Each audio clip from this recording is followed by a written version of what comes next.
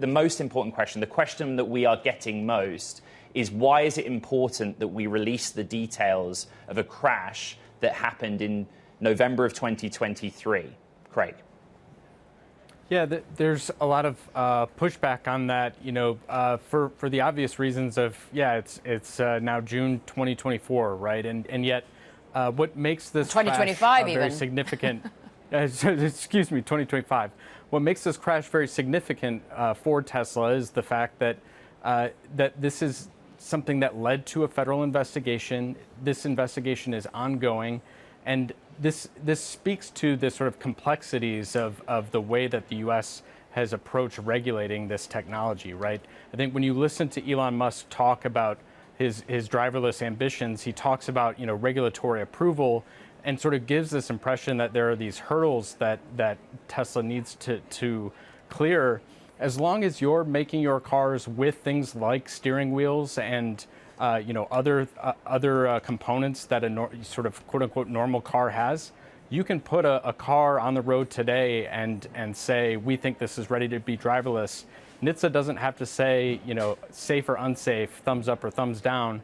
And what they are doing is picking up on crashes that are reported like this one, picking out patterns in them. In this case, this crash, along with some others, there were consistencies in terms of conditions that the system seems to have trouble dealing with.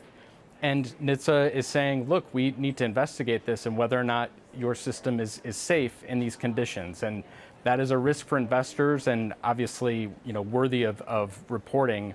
Putting aside the fact that this is a tragic situation, and 40,000 people die on U.S. roads every year.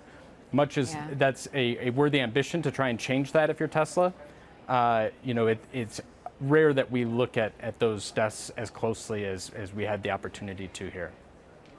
It's emotional for 71-year-old Jonas Story's family. It is for Carl Stock as well, who is the Tesla driver.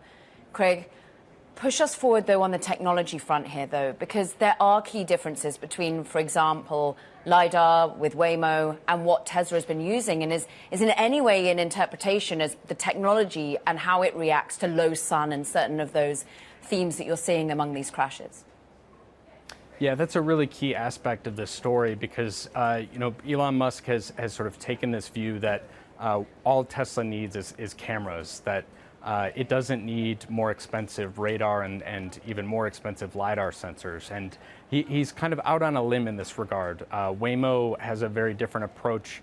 They, of course, offer a system that does not have to be supervised, whereas full self-driving to this point needs to be supervised by a human. And Waymo, because it's offering that level of capability and taking that approach of we want to put cars on the road without anybody behind the wheel, they have a much more robust, much more expensive sensor set. And I think part of the sort of question here is there sort of a safety shortcoming if you're relying on these cameras, especially in conditions like this one. You can see from the video footage that it's quite hard, to see what's ahead from the cameras on the front of this Model Y, and you really don't see the pedestrian who was tragically killed until the very last moment.